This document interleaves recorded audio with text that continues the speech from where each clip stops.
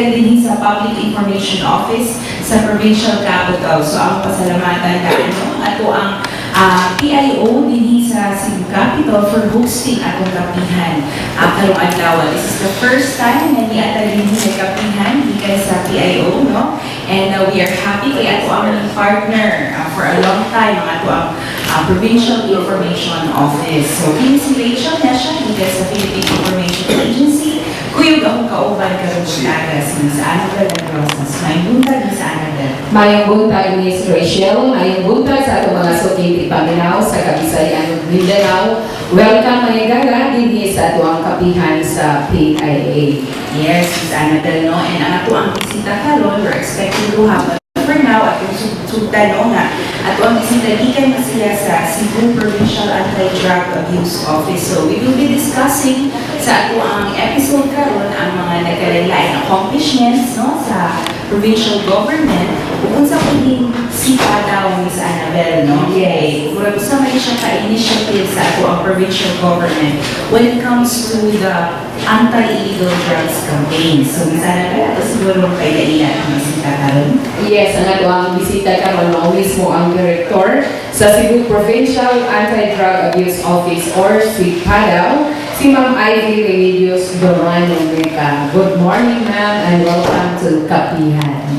Mayong buntag po, ma'am, o dako po ng pasalamat for giving CPADAO the chance to share to the public our accomplishment o kung saan kabahin ang Cebu Provincial Anti-Drug Abuse Office. Yes, no? So live kita karon sa DYMR Radyo Pilipinas, and later on, for those who fail to catch ako ang live discussion on air sa radyo, you can still watch us tomorrow sa Sky Cable every Thursday, ikan alas 4 hanggang alas 5 sa hapon for the delayed telecast. So Miss Ivy, no, ang ato ang una sa loob ang pana, ato sa ipailan nila kung sa ning CPADAO, kaning Cebu Provincial Anti-Drug Abuse Office. Kamis ang nila sugod ang ato ang opisina? Actually, no, early as 2011, through an ordinance, the Provincial Board of the Province of Cebu enacted an ordinance for the creation of the Cebu Provincial Anti-Drug Abuse Commission. It was a commission way back 2011, and it was composed of 24 members representing the different national agencies that are involved in the illegal drug situation and program in the province of Cebu. The role of the commission then was a policy-making body. And along the way, the commission saw the necessity to enact another ordinance creating the Cebu Provincial Anti-Drug Abuse Office, which is a regular department already in the provincial government, and it is headed by a department head that serves as the implementing arm of the commission. So in 2016, an ordinance was enacted for the creation of the department, which is the CPADAO. So, ibigay niyo dahil sa Anabel. I'm sure kayo na po ang opisina dahil na po yung mga programa Ms. Ivy na roll out na. So, sa akong nakita ay yung Cebu Contra Droga Program. Can you tell us more about it? The Cebu Contra Droga Program is a holistic and multi-sectoral program. Nakita nung na to way back 2011 when we started with the commission. There was no data that can be gathered in regards to the illegal drug situation in the province of Cebu, except for the operations. But in terms of addressing the demand reduction, we couldn't find any data in terms of the status of the implementation of the different mandated programs from the national. Nakita ko na to na it is really hard to fight the war against illegal drugs if it's not a shared responsibility. Kung hindi man lang pwede si PNP lang ang muligo, hindi po pwede ang LGU lang ang address at pagpa-implement sa mga mandated programs, kundi na-realize na po nga ang fight against illegal drugs must be a shared responsibility. Meaning to say, all agencies concerned has to be on board. So we came up with the Cebu Contra Droga program. So again, the Cebu Contra Droga program is a holistic and a multi-sectoral programs to guide the different local government units in the implementation of the different mandated programs. So kani siya nag-compose ni siya sa tanan ng mga mandated programs under the Department of Education, under the Department of Health, on local governance, by the ILG, the social welfare, and as well as the PNP. So all of these 6 agencies are addressed in the Cebu Provincial program. So, kung kayo, no, kanang from the commission, unya, nahimo na siyang department, regular department sa probinsya tungod kay matod pa ni mo ma'am, nahimo na kamo na mo implementing arm no, sa mga policy nga gihimo sa commission. So, under sa Cebu Contra Droga program, unsa may kanang gihimo na to sa pagkakaroon sa ma'am? The Cebu Contra Droga program, or the Cebu program in short, it's on its 4th year already. Ikaupat na ni nga 2A nga may gihimo na to nga guide, no? Or to measure the performance of the different anti-drug abuse council in the different level, municipality, component city, and barangay level, for them to fully implement the different mandated programs, which addresses the 4 domains. And these 4 domains starts at home, in the school, in the workplace, and in the community. So, silbi kani may gigamit nato nga tool kani atong Cebu Contra Droga program, which is a performance scorecard system. The different indicators states the different mandated programs that should be run by the different agencies, as I mentioned. Okay. Miss, I think kanina ito ang Cebu Contra Droga, which is we use like a tool na to, no, in measuring ato ang performance. Is this also, kita na ba yung nakahimuan so far, or naabay na ang LGUs with ani sa Pilipinas na naghimo sa?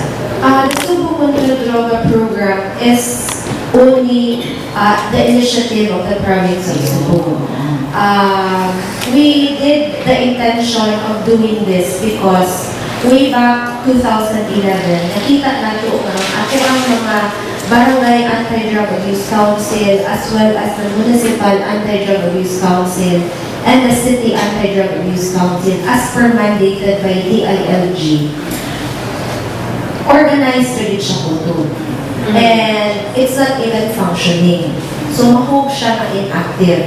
So, the Cebu Contra Droga program made the different levels of the Anti-Drug Abuse Council work and function. Okay, napadala naman ang mga programa which is a shared responsibility by the different agencies as well.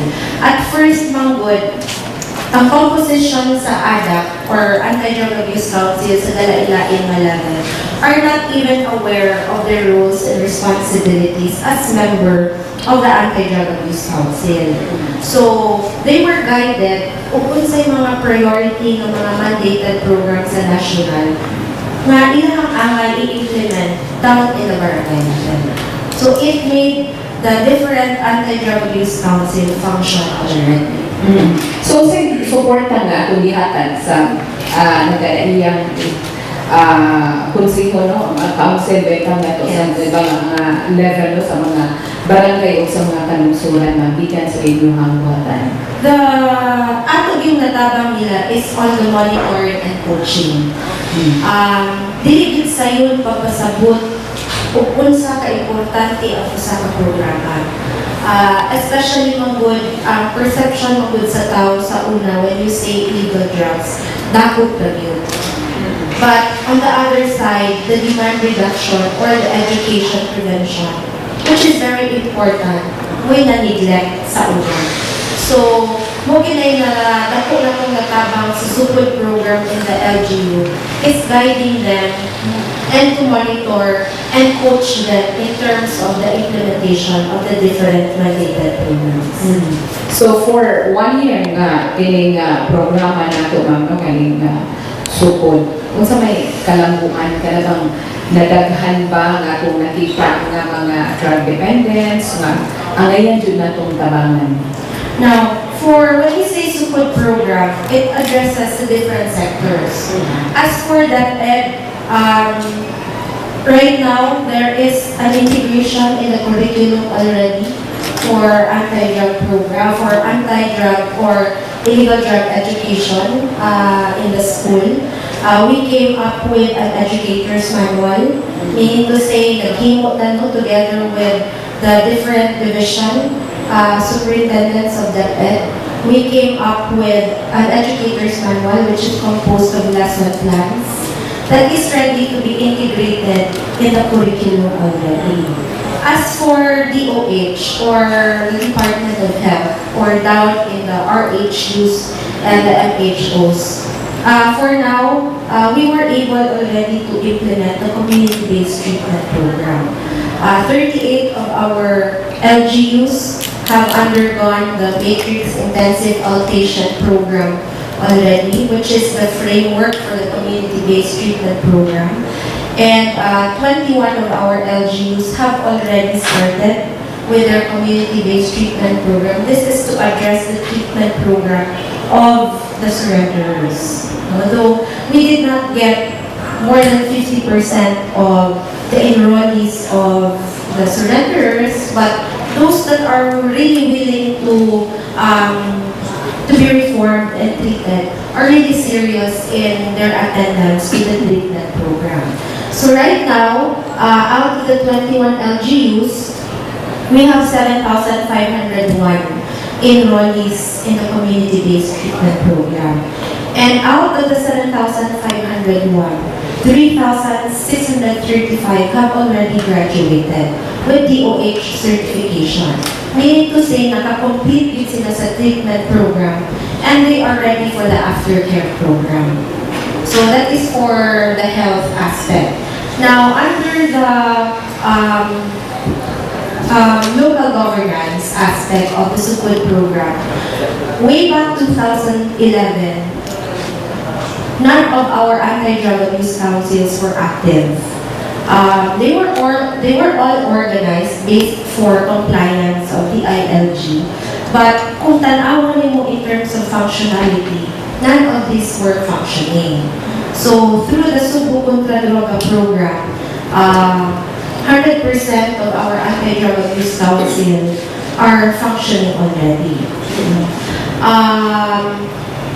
In the field of social welfare, through the family anti-drug prevention program, we were able already to implement programs that are intended for the parents and even for the out-of-school youth through the PYAP.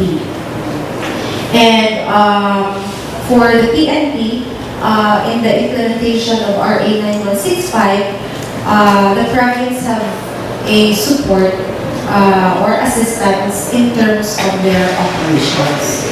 So kung makita rin mo ang approach is really holistic. No? Hindi pwede nga usa lang ang muligo. Everything has to run together, especially in addressing the supply reduction and the demand reduction. So sa man to yung mga rason ma'am nga kanabitang wala na-organize sila pero wala sila maka-function? For one, siguro it was not given a priority during that time. Daghan with kay compliance in terms of mga councils, mga committees under the ILG. So probably kato siya, it was not given a priority. And siguro during the time or this time in the administration of Duterte, wherein it is a priority. So it's given a focus already. And I just hope that what we've started now, mapadayon din siya o masustain. Especially, no, ang post, like, after the, may itutuloy mo ni Ivy na holistic, kay even after na sila nagakpan, kung sa may ato ang gibuhat sa gobyerno para nila, so they can move on, no? They can move forward sa na ang rehabilitation, and this involves all the government agencies na nai-assistance na makatabang nila niya. Pero sa di pa tamo padayon, Ms. Annabelle, I'd like to call our second guest, si Ma'am Floreza Alpuerto, ang officer in charge sa Cebu Investment Promotions Office, to join us here, no, sa ato ang panel. May buntag, Ma'am Floreza. Good morning. Good morning. Oo, then si Ms. Annabelle from DYMR. No? So later on, ato ang makakanon si Ma'am Floreza, kabahin po sa mga programa and mga services na ihatag, no, sa ato ang Cebu Investment Promotions Office. So, balik lang ka ni Ms. Ivy kay na they work closely with the local government units, na they monitor, they assist, no, na ang mga councils na to ma-strengthen, ma-active, na making sure na they're doing what they're supposed to be doing. Nakabatay mga na-monitor sa mga LGUs na matawag na itong mga best practices na maayo ang ilahang ginapos na ilahang initiatives at their own level, especially when it comes to the rehabilitation, yung mga aftercare na mga programa. Actually, there are a lot of LGUs that are doing its own initiative, wherein we consider it as their best practice. And because of that, we are acknowledging also their best practices. Ang Cebu Contra-Droga program towards the end of the year is we give rewards and incentives to those that are really working anti-drug abuse councils. No? For one, Linuan. Linuan before the framework of DOH came in. Nana sila yung ilahang programa for the survivors. No? Same thing with Cebu City. They have their really program. And as well as for San Benito. These are the LGUs that took their own initiative before the framework or the mandated community-based treatment program of the DOH came in. So, narito yung mga LGUs that are really doing its own initiative. Yes, kaya kani sila umay mo inspire Ms. Annabelle sa uban na itong mga local government units, no, na makapadasik po sa ilang implementation. Huwag ko masayo po na drug-free na-declare ang Cebu City, di ba ma'am? Yes, ang Cebu City is declared already as drug-clear. Drug-cleared na. And is this the first sa ito ang province? Yes, Cebu City is the first city that was declared as cleared. No? Ako lang pong laruan na di si CPADAO alone ang nag-clear sa mga barangays, o especially in the case of Bugo. There is an oversight committee that is headed by PIA. Yes. Oversight committee is the committee who will deliberate if one barangay is really qualified to be drug cleared. Ako lang naglaruan, there might be interpretation that si CPADAO may not clear. So it's not. It is a composition of a committee which is called the Drug Clearing Oversight Committee, which is headed by PIA. And the following members are a representative from DOH Region 7, from PRO 7, from DILG Region 7, and from the local government representative, which is CPADAO, and it is headed by PIA.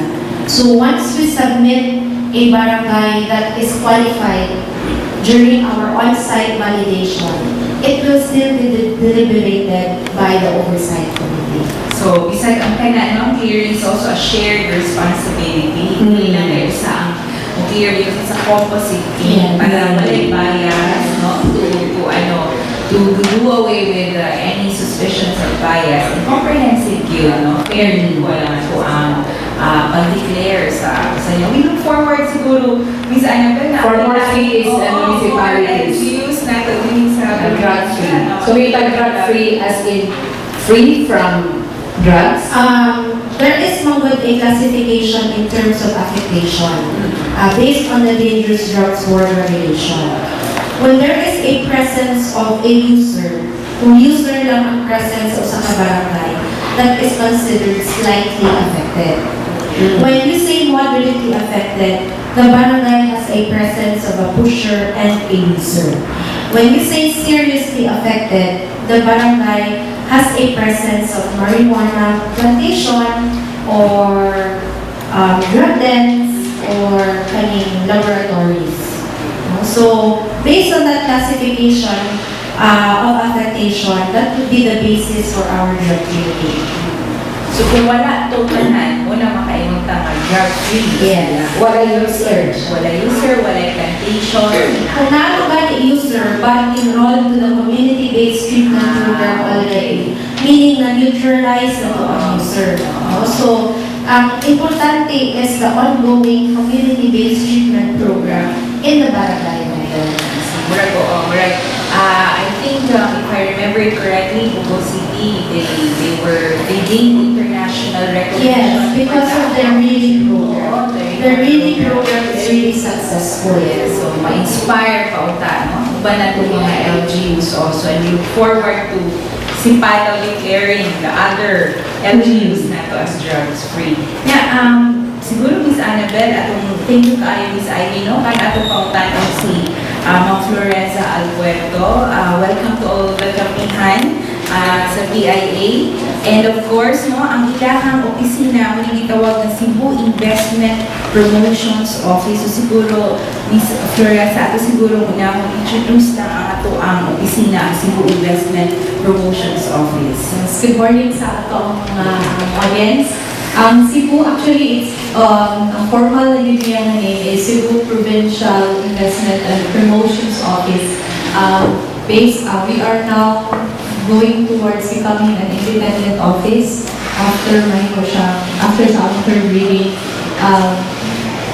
Klaro din na ang provincial because naman yung mga saad na investors sila, they're interested to invest in Cebu. Actually, Cebu City, di ay yung tulong. So, wala nga ipaklaro din. So, ang CPIPO or CPIPO, ang amo is we work on promoting Cebu as a investors destination or business hub dito sa South, sa ating country. So, among trabaho is pag-promote sa ato ang sa Cebu nga ready ta.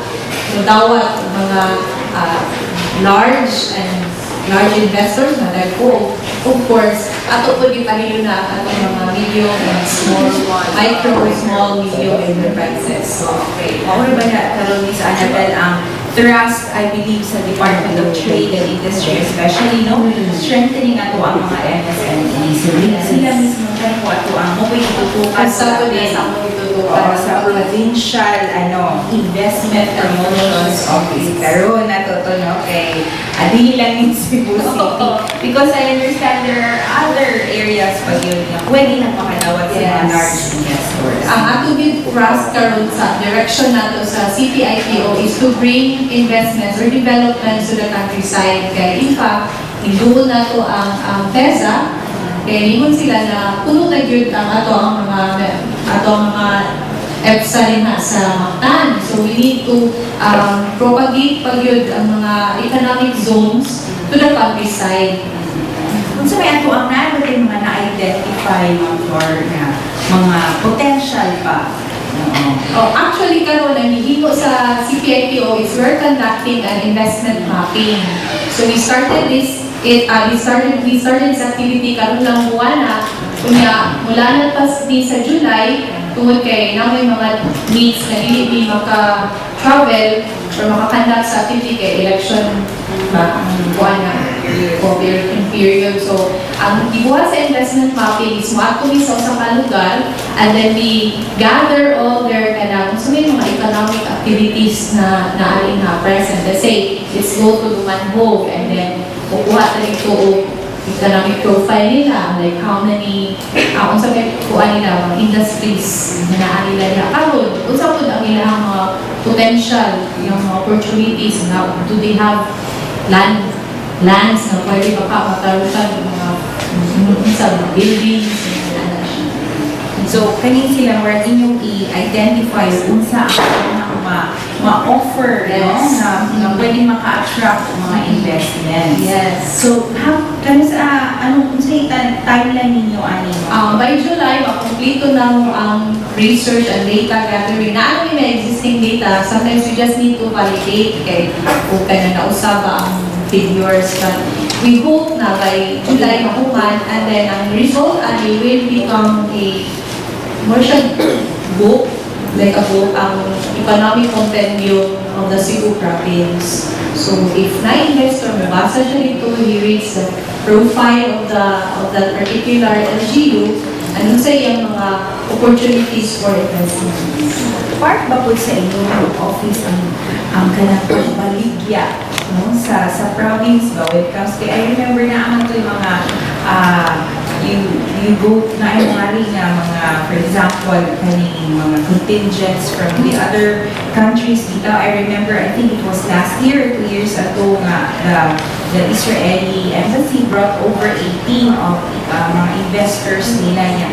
They wanted to see what Cebu can offer daw to their investors. So that is also CPIPO also accommodates mga international delegations who are interested for economic partnership or economic cooperation, like itawag na to sa mga sister province agreement. So i-handle sila na mo because they are also potential na mga investors sa ato ang probinsya. So, kanito is also an initiative ba po sa pag-create sa inyong office is also an initiative? Yes, this is one of the, this is a very new office actually. The Cebu Investment and Incentives Code was created way back 2014 pa. So we started as the Cebu Investment and Incentive Center, and then it it expanded into the CPIO.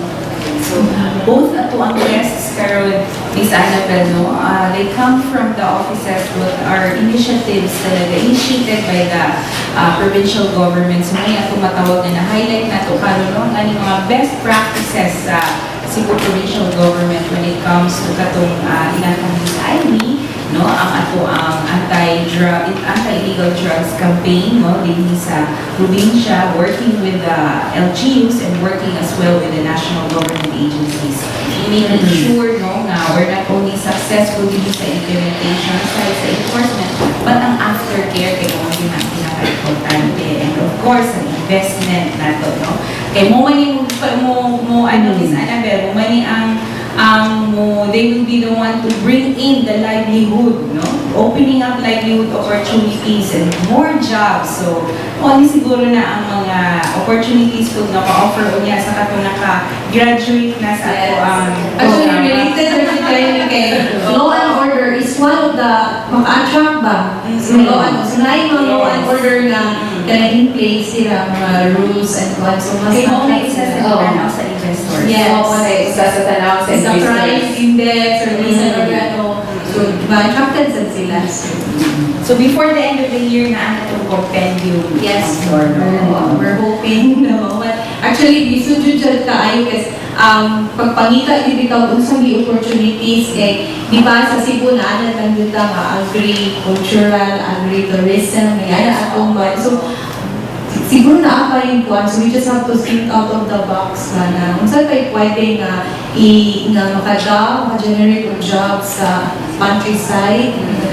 So siya, do you also work closely with the private sector? Yes. Especially sa katong lagyo pa sa mga LGUs na ay dala sila dito. I don't know what can they do to make the countryside more attractive.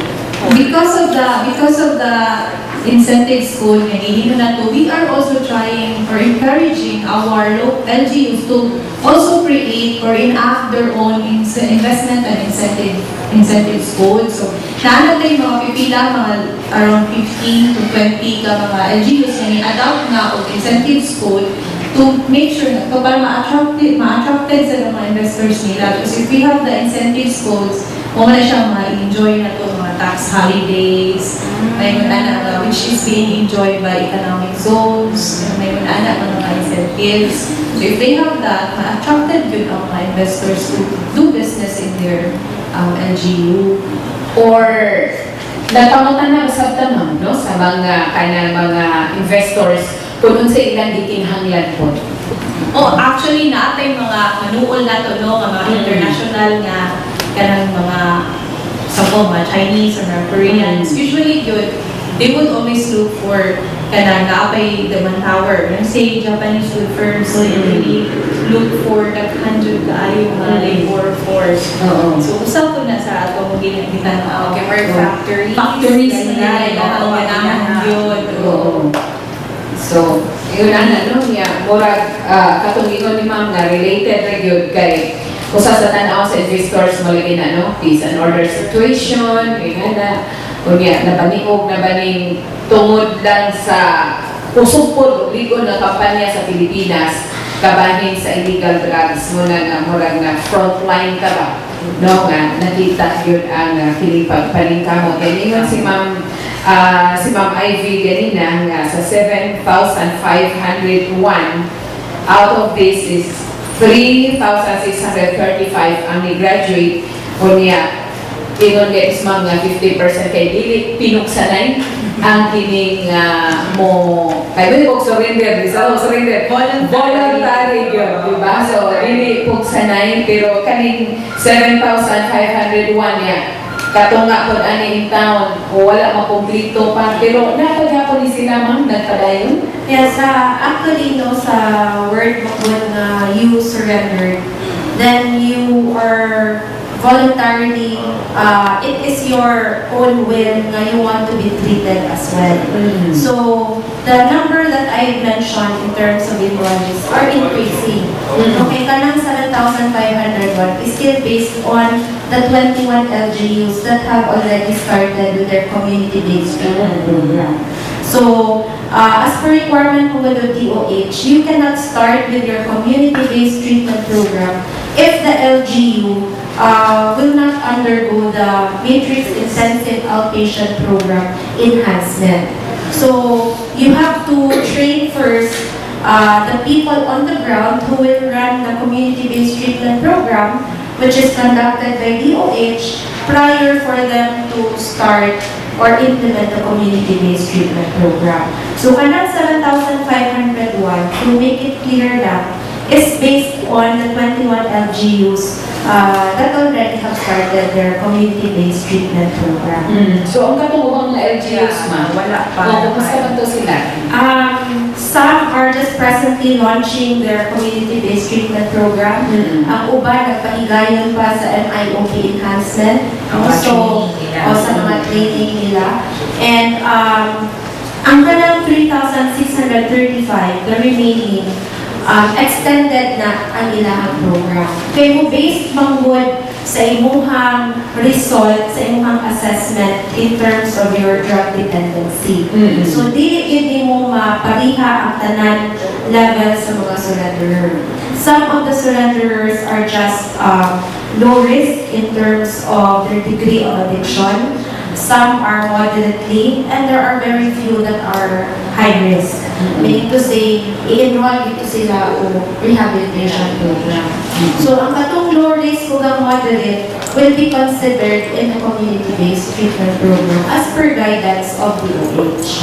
So, ang katong remaining sa 3,635, some of them are extending their treatment program. And namin assessment along the way before.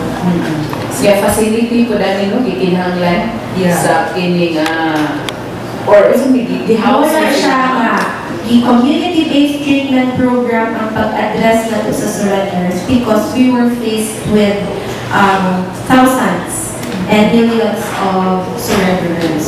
So, in order for us to act on their situation, moto nga na ay ipahigayon po na drug dependency exam or assessment sa mga surrenderer para mag-classify na to kung sa'y dapat action na to pag-address nila. So muna nga sa 50,551 total surrenderers in the province of Cebu, 90% of that are low risk. So muna nga, majority of our surrenderers are undergoing a treatment program in the community base. So meaning to say, naa sa barangay na nalipahigayon. Muna nga, Pero wala sila sa ilang panimay, ma'am? Or they have to report in the barangay hall or in the covered court para ipahigayon ang treatment. Yeah. So, wala yung put up Wala yung facility or building, no? Kay tungod community-based, hindi siya, wala sila in-house, gisulod sa usa ka facility. Kaya kung ito'y traditional na to, understanding before, di ba? Sa Ivy. But those high risk, itong severe na yun ang ilang addiction, what did you refer yun o rehabilitation center? So, mining nga, if we look naatay more LGUs, no, kamagmalang puso na aning programa, no, kaya so far we have 21 na nakabuhat na with more LGUs pa unya, no, na maka-successful ang implementation. Murag ang trabaho ni Ma'am Flor, no? Mudaghan na yun unya, spread out na ma-reach na ito ilahang, ma-achieve na ito iyahang goal nga mo spread out ang investment sa countryside. So, sana ba siguro kung naakahay mga pauntayan ato ang mga kaubanan gikan sa ato ang mga media outlets karon nga ni Adinhi ka internship period trabaho. Internship period. Morning na daghan tayo, no? Daghan laing mga eskwelahan. Dili lamang sa Cebu City, no? Kundi sa mga neighboring provinces. So, ginamit pamutana karon na ang ato ang chance, ang opportunity to ask questions, no? Especially since these are what tawag na itong critical ang kanilang mga programa nga i-implementan karon sa ato ang provincial government. Yes, kasi una mga utanan. Nana na may pangutanan, no? Sukat ganihan. No? Sa kadaghan sa ato ang ipag-isigutan, no? So, kaning kuhan ka ng kaning importante kayo ni kaning programa na kaning sa kontra droga. No? Yan. Kung ano na din, i-integrate na din sa DepEd o sa check, ma'am? Or sa DepEd? Actually, for now, we are closely in coordination with DepEd and still have to coordinate with CHED for version. Kaya mo ari yun magsugod ni sa DepEd, no? Ari yun sa preschool, elementary o high school. Kaning Miss Ivy, Cebu Provincial is also part po siya sa, or it's a separate program sa ato ang Cebu kontra droga program. The Cebu Provincial's component are still part of the mandated programs. But lain lang nila to siya because it addresses more on the operation side. One of the programs under the Cebu Provincial is the Operation Lomed. This is the giving of rewards or award to the law enforcement units based on dangerous drugs board regulation. Another program under Cebu Provincial is the mandatory drug testing of government officials and government employees, which is still a mandate through Dangerous Drugs Board and Civil Service Commission. No, this is a mandatory random drug testing for all government officials as well as employees. No, so these are the two programs plus the drug clearing operation. Sa Sukod program is more on the demand reduction. So we just have to segregate the programs para mag-given with siya both same good na priority ba. Since kanila programa nila ng Miss Ivy, no, works closely with people on the ground.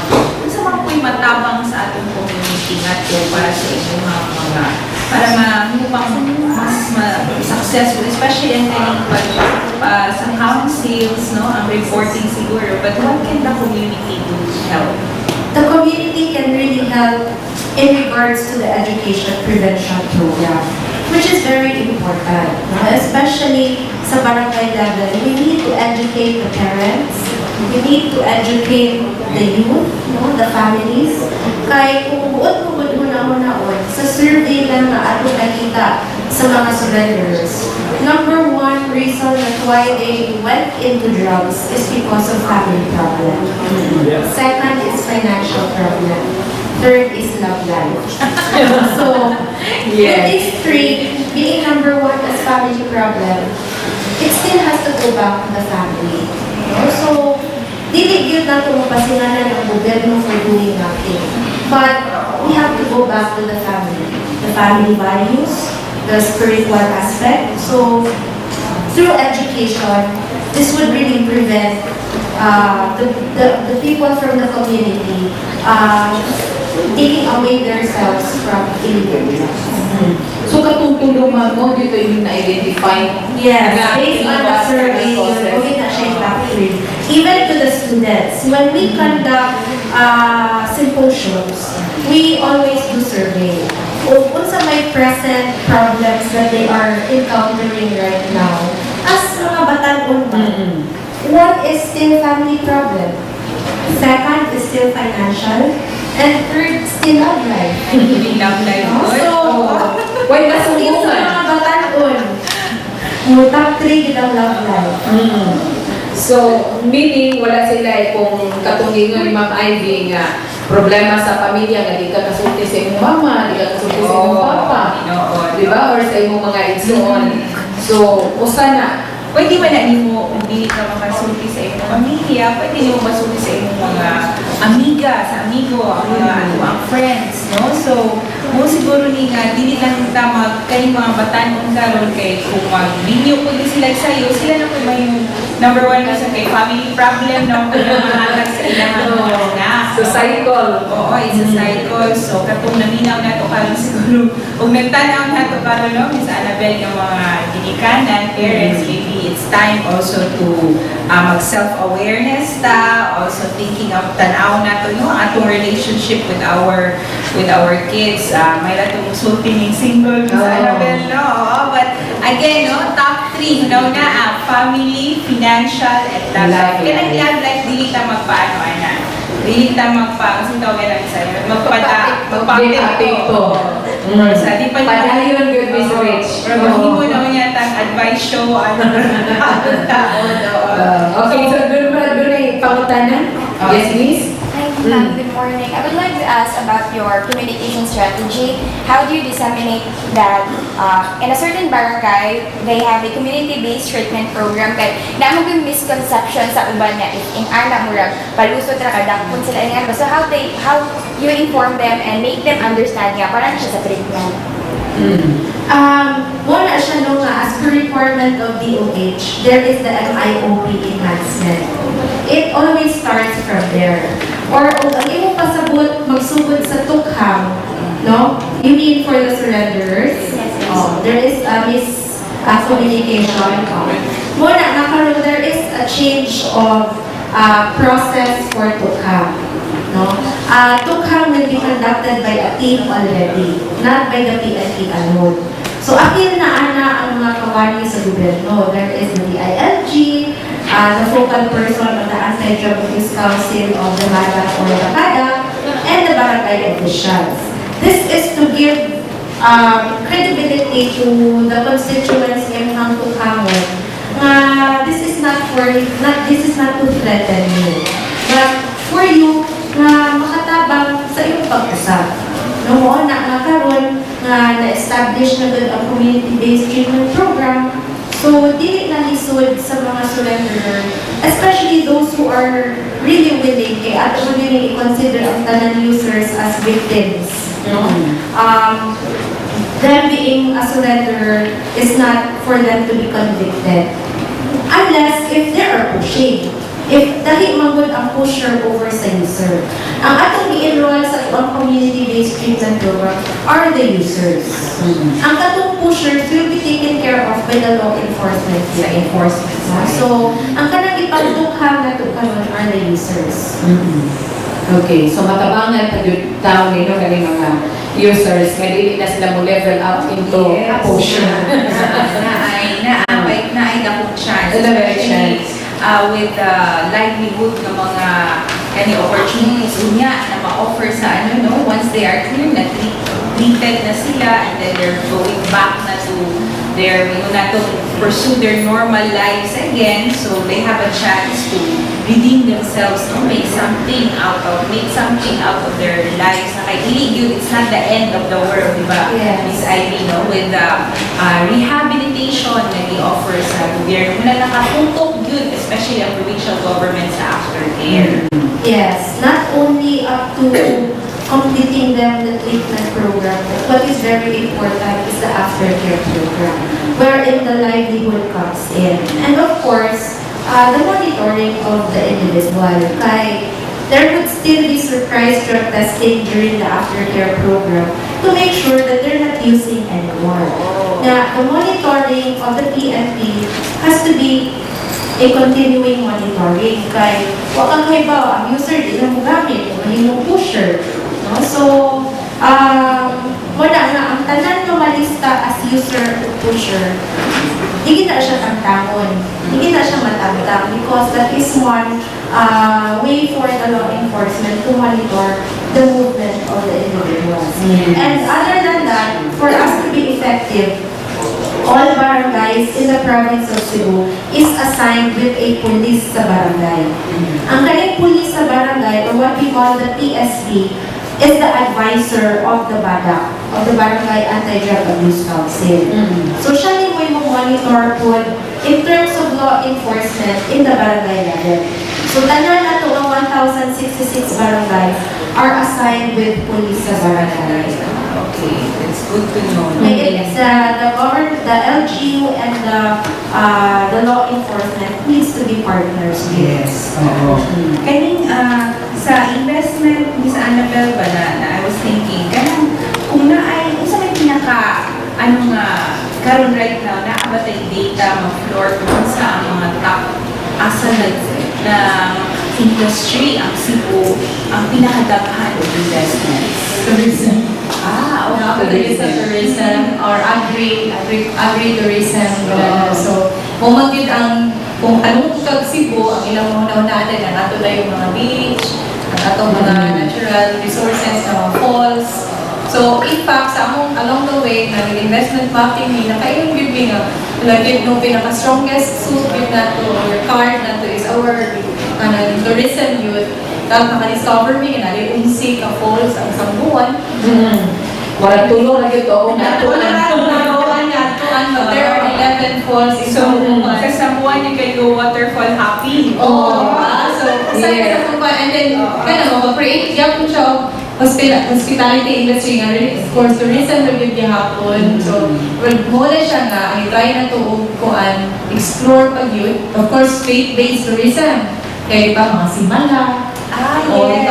Mga pilgrimage ka sa mga old kayo na to, mga churches. So, kung alas yun, tourism pag yun ang atong strongest rock. In fact, if 911 ng mga investors, invite sila to their own expos ilang country. So you can kuan your tourism, you can feature your tourism dito sa mga buwan. Especially nga, ang apektado ang Boracay, so Like lang yung there will be daghan tourist arrival, local and international. Oo, wala pa ito ang na-discussan sa aming Kapihan nato, nga panghimusgan sa DYMR ang pag-monitor sa ato ang mga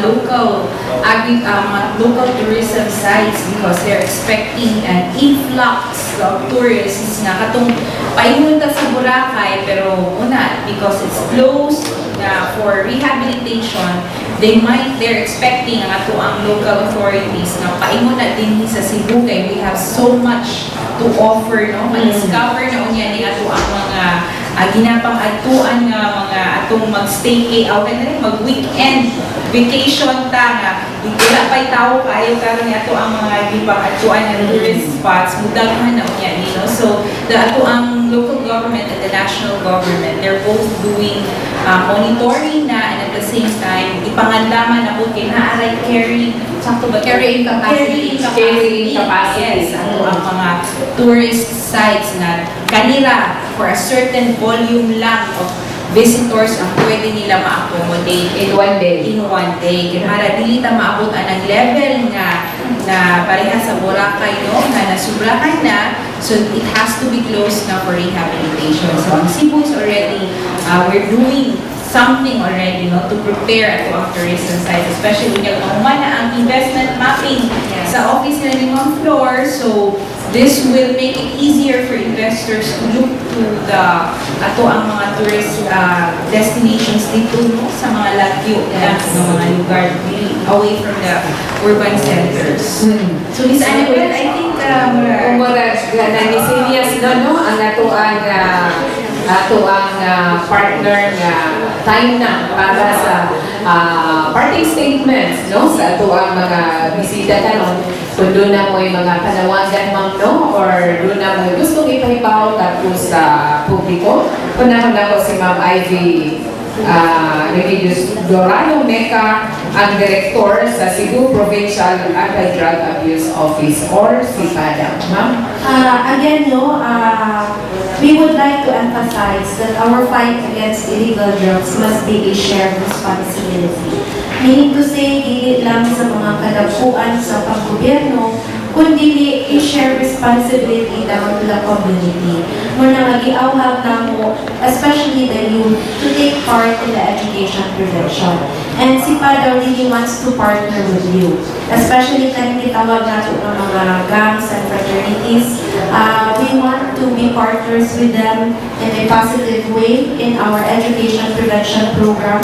The office is open for us to be working together, and ang amo alang hinaot nga ang katibukan sa probinsya sa Cebu will be one in terms of working together in our fight against illegal drugs. ako lang i-insert Miss Annabelle na ang mga Facebook page Miss Ivy, Yes, right? We yes. can probably ask, especially the youth to follow, no? Ang Facebook page siya, si Padaw, i-follow mo sa ila, they post a lot of their activities, no?